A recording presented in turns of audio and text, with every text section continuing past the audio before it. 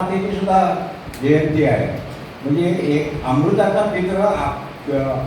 पुत्र आपल्या साधनेनं झाला आणि दुसऱ्या एका स्त्रीनं आपल्या साधनेनं, राष्ट्र भावनेच्या साधनेनं एक अमृताचा पुत्र निर्माण केला, अशी जिजामाता. तर यांचं व्यासपीठ मला लाभलं,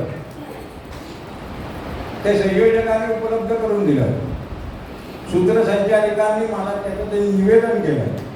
त्यामुळे त्यांचे आभार आणि ऋण मानणं हे माझं कर्तव्य ठरतं आणि माझं कर्तव्य मलाच बजावलं पाहिजे. धन्यवाद. मी आता इथे अनुभव कथन असं म्हटलेलं आहे, पण अनुभव सांगायला गेलो तर मला एक तास सुद्धा पुरणार नाही. प्रत्येकाला वेळ द्यायचा आहे. अनेक इथे अशा प्रकारचे अतिशय नैपुण्य प्राप्त केलेले विविध विषयामध्ये आणि विविध क्षेत्रामध्ये अशी माणसं समोर बसली आहेत. त्यामुळे मी त्या अनुभव कथनाला थोडासा फाटा देतो आणि मी आत्ता अश्विनी झाली फुलेमधलं विद्यारंगाचा प्रवेश करून दाखवतो. ग्वागरला मी नटसम्राट केलं होतं, मग राजूभाईने आमच्या सांगितलं नटसम्राट ग्वागरला बोलीत नाही. म्हटलं ठीक आहे, आपण अश्विनी झाली फुले करू, विवेक. आता याची पहिल्यांदा तुम्हाला कुठून मी सुरुवात करणार आहे ह्या सगळ्याची पार्श्वभूमी सांगतो. अश्विनी झाली फुले हे नाटक एक आत्ता सुद्धा ते काळानुसार आहे. ते काळाच्या ओघामध्ये बाद झालेला नाही, त्यातला विषय आजही ताजा आहे. एका कॉलेजचा एक विद्या व्यासंगी आणि विद्यादानात आनंद मानणारा असा एक प्रोफेसर आहे, प्रिन्सिपॉल. त्याचं नाव विद्यानंद. त्याच्या लहानपणी विद्यानंदाने आपल्याला एक विद्यार्थी जो अनाथ होता, त्याचं नाव श्याम सारंगपाणी, त्याला आपल्याकडे त्यांनी बाळगलेला होता. त्याच्यावर संस्कार केले होते आणि ते संस्कार त्याने असे काही केले की त्याने त्याच्या हृदयाच्या गाभाऱ्यात श्याम जपलेला होता. पण ऐन वेळेला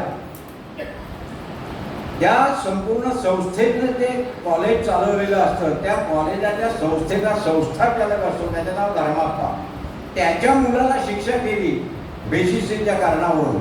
म्हणून धर्माप्पा काय करतो, या विद्यानंदाला भ्रष्टाचाराच्या जाळ्यात अडकवतो आणि त्यावेळेला कॉलेजचे इतर सगळे प्राध्यापक हे त्याच्या बाजूने साक्ष न देता, हा अत्यंत प्रामाणिक नेकीनं वागणारा असा विद्यानंद, त्यावेळेला तो काय करतो, बाकी सगळेजण ह्याच्या विरुद्ध साक्ष कोर्टामध्ये देतात. आता या कोर्टातून पुढच्या कोर्टात जायचं, सुप्रीम कोर्टामध्ये जायचं, हे अपील करायचं आहे आणि त्या अपिलावरती सही करायला तुरुंगात विद्यानंदाला भेटायला त्याचा एक बालमित्र शंभू महादेव आलेला असतो. शंभू महादेव पण गुंडच असतो, पण तो आता विद्यानंदाच्या नादात सज्जन व्हायला बघतोय, एका संस्काराच्या वाटेवरून चालत जायला बघतोय, असा सगळा तो प्रकार आहे. आणि त्याची बायको सुमित्रा पण येते, ती पण त्याला त्याच्या आग्रह करते. इथून तो अतिशय निराशाच्या गर्तेमध्ये गेलेला, जगाचे हे सगळे अनुभव त्याला आलेले आहेत असा तो विद्यानंद त्यावेळेला त्या तुरुंगात उभा आहे. आणि म्हणून मी म्हटलं इथे मला एक टेबल हवं होतं, एक खुर्ची हवी होती, म्हणजे मला शेवटचा जो भाग आहे तो मला तिथे दाखवता आला. आणि दुसरी गोष्ट म्हणजे पॉकेटमध्ये असतं ना, ते बरं झालं असतं, म्हणजे माझ्या सगळ्या चेहऱ्याच्या हालचाली वगैरे त्या सगळं तुम्हाला दिसलं असतं आणि हात वऱ्या दिसले असते. आता ह्याचा मला जरा अडथळा होतोय.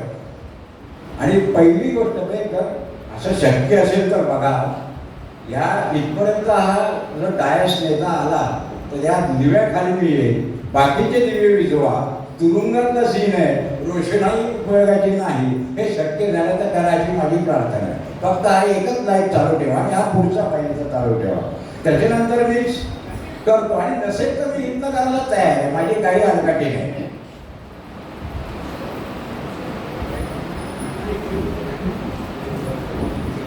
आणि हा जो संस्था केला काही ना धर्मा काही करत नाही का, मला का होईल सगळं संपलं, सगळं संपलं.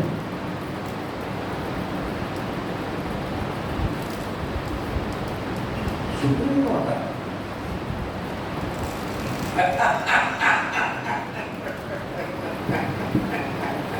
अजून पैसे गुंतवत आहेत तिच्या घरावरती धमकी आली, तेवढ्यानं नाही समाधान झालं. या बाई शहाणी अशी तर आपल्या घरी परत जा. कुठल्याच कोर्टात मला आता माझी केस लढवायची नाही. न्या कोर्टात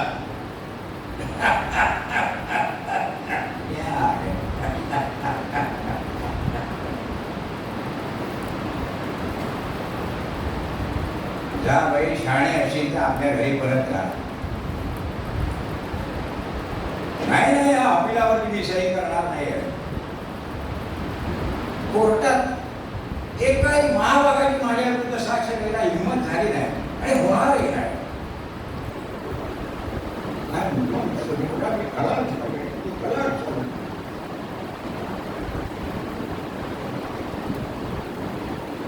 श्याम श्याम तू देखील मग मी नक्कीच चुकलोय, फसलोय, पती धरलोय.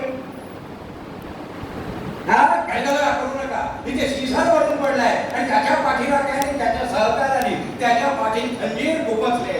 खंजीर त्या बाई शहाणी अशी तर आपल्या जगामध्ये परत जा.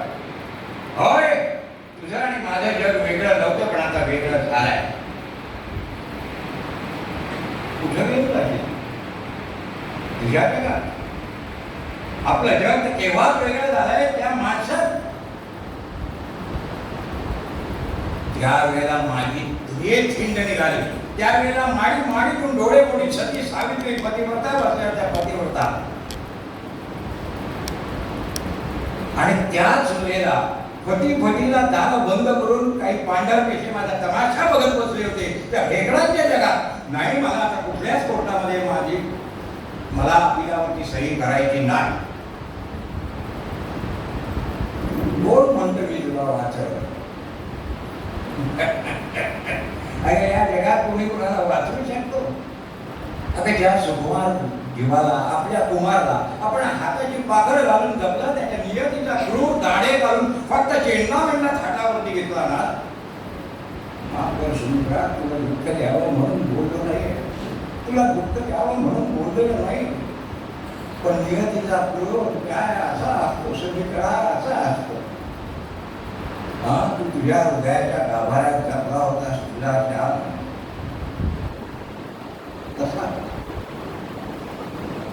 तसा ती माझ्या हृदयात जपला होता माझा श्याम.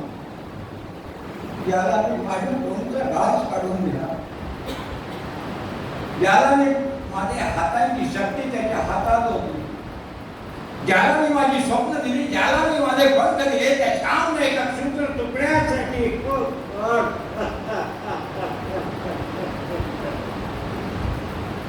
नाही. सुमित्रा, तिला जगामध्ये परत काही बाई नाही नाही नाही. अगं कुठल्याही सती सावित्री पतिव्रतेला तुझ्यापुढे नतमस्तक व्हावं अशी सती सहकेली पतिव्रता आहे.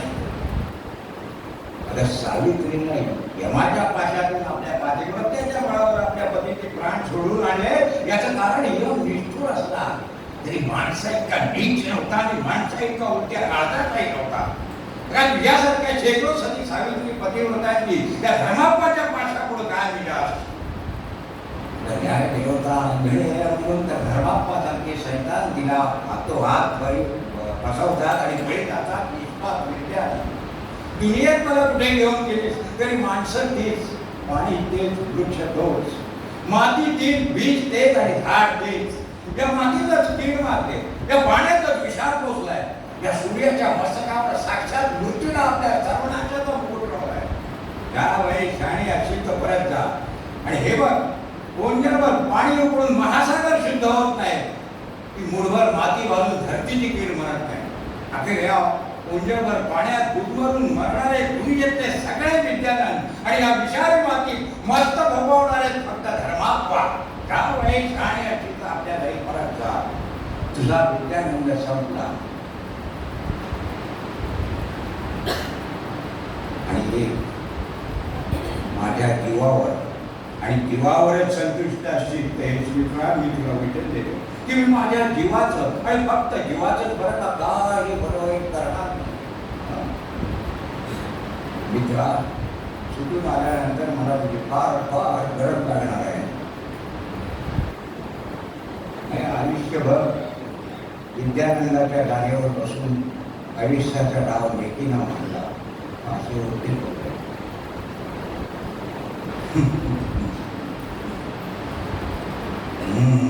आता धर्माप्पाच्या जागेवर बसून 2 डाव पुन्हा टाकायचे. बघूया आयुष्याचा असा तरी अर्थ कळतो का?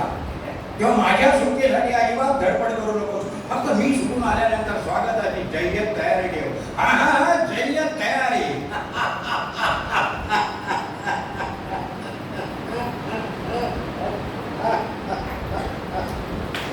माझ्यातला मी आपण मरायला हवा, माझ्यातला मी आपण मरायला हवा.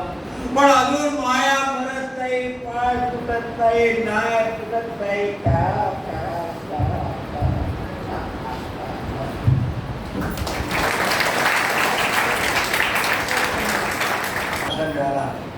मोठ्या जमीन मोठा घर वगैरे असं काही ठेवले नव्हतं, साधे सगळं होतं.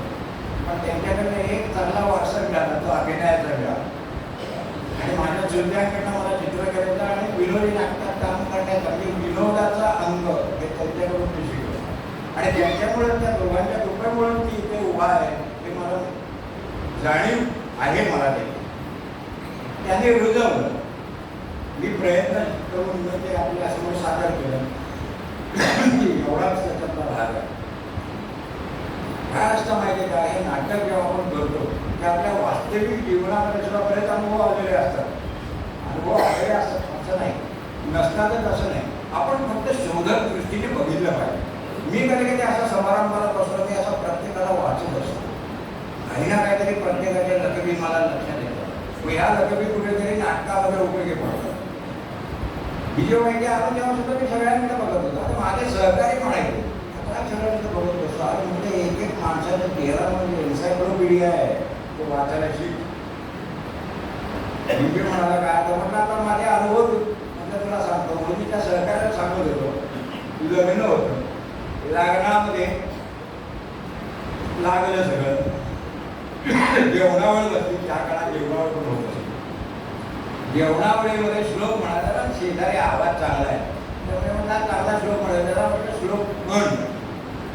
आणि सुखासारी की पूर्ण वैरागी ज्याच्या श्लोक म्हणला. मग मी त्याला ढोसळला आणि म्हटलं हे बघ ते वैराग्य जळा आणि जर पण दूर केला बघे एकमेकांना मला घातले. माझ्या शेजारी आमची सो बसली. काही काही ज्या असतात नाही की ग्रेट व्यक्ती त्या दुसऱ्यांच्याकडे समारंभ असला की काय अहमतेनं वाढतात. दुसऱ्याकडे समारंभ असतात त्याला आणि ते जिलबीचं ताट घेऊन मी व्यवस्थित जिलबी घेतली होती. त्यावेळेला मी पट्टीचा खवय्या होतो. तो काळ गेला आणि माझ्यासमोर आली. तिची माझी ओळख नव्हती. मी प्रामाणिकपणे सांगते सगळे गजरीचे पूर्वी बरोबर माझी तिची ओळख नव्हती. मी म्हटलं आहो त्याला म्हटलं आहो का एवढ्या बिल्ल्या कशा एवढ्या ताट भरल्या सगळं पान केळीचं भरलेल्या घेतल्या. त्याच्यावर ती म्हणाली माझी म्हणजे कुठं काय बोलावं ती विसरत होती. आणि मग शेजारी काय जिंकली म्हणजे मला तिखट लागली हो. शेजारी बायको बसली होती आणि तिने फक्त एकदा असं बघितलं मला त्या जिलबी गोड का काय का हे समजेल असं कुठे काय बोलावं काहीला समजत आहे. पण ह्या सगळ्या अशा व्यक्ती जेवढ्या प्रकृती या बघायला मिळतात, त्या वाचायला मिळतात, त्या कधीतरी उपयोगी येतात. आता हे मी याच नाटकामध्ये मी ताऱ्याची पण भूमिका केली होती पण ती 73 साली आणि 87 साली मग सगळं ती बिल्डिंग इतकी पडत आली. त्याच्यामुळे मग आता लाल्याचं काम मी करू शकत नाही. कारण माझ्या देहबोलीला आणि माझ्या व्यक्तिमत्वाला आता लाल्या सूट होणार नाही. तर मी विद्यानंदाचं मी विद्यानंद त्याचं 73 साली झाल्या, 87 साली विद्यानंद. त्याच्यानंतर मग आणखी काही ठिकाणी 90, 91, 92मध्ये तात्या आवडे एकदा आणि एकदा विषयापासून सगळ्या प्रकारच्या भूमिका केल्या. ते नाटकाचं परिस्थितीपर्यंत मला माहिती. आता त्याच्यातलाच आणखी एक विषय मला जाता जाता सहज सांगतो. तो त्याच्या तळावर विद्यानंद आले आणि आता तो मोठा स्मगलर झालेला, सवाई धर्मात्मा झालेला आहे. आणि तो शंभू महादेव त्याला विचारते अरे विद्यानंद तुझं खरं काय आणि खोटं काय आम्हाला कधीच खरं असं होतं. त्याच्यावरती त्याने दिलेलं त्याचे जे विचार मनात आले त्याचं एक शोधक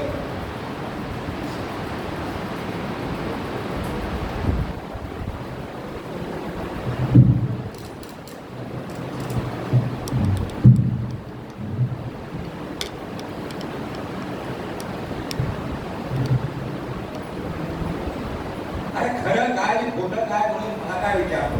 अरे माझा जसा मी मला दिसतो आणि जसा तुला वाटतो तो तरी खरा आहे का? या कोपऱ्यातून पहा, तुला दिसेल की पराक्रमी पुण्यश्लोक नायक त्या कोपऱ्यातून पाहशील तर म्हणशील की हा उत्कृष्ट घडलाय. पण घरात स्थितप्रज्ञ नेमका समोरचा मध्य गाठून पाहशील तर तुझी खात्रीच होईल तुझ्या समोर नाचतोय एक मजेदार रक्तबंबाळ विदेशक. खऱ्याची झलक पाहिली म्हणून खोट्याची मजा बघतोय मजा. पुण्याची चव कळली म्हणून पाप कशाशी जातात ते शोधतोय. जगण्याचा सोहळा संपला म्हणून आपल्या मनात याची देईल याची रोडा ध्यान आणि तू विचारतोय खरं काय खोटं काय? राज रस्त्यावरून संत सज्जनांनी 5 पाठ काढून निघाले. माळी माळीतून डोळ्यापुढे सती सावित्री पतिव्रता बसल्या पतिव्रता छळ आणि पेंडारी हत्तीवरून साखर वाटीत चालेल साखर आणि या त्यांच्या कार्यात विघ्न आणणारे विघ्न करते चौकात चौकात फासावर लटकवले जात आहेत फासावर. आणि या मंगल घटनेच्या वेळेत तू मला विचारतोस खरं काय ते खोटं काय? खरं एकच आहे.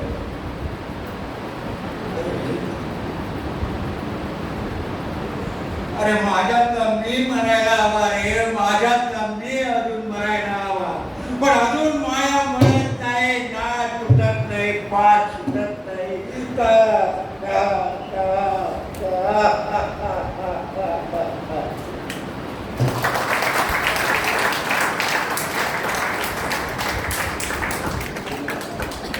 ₹5 हे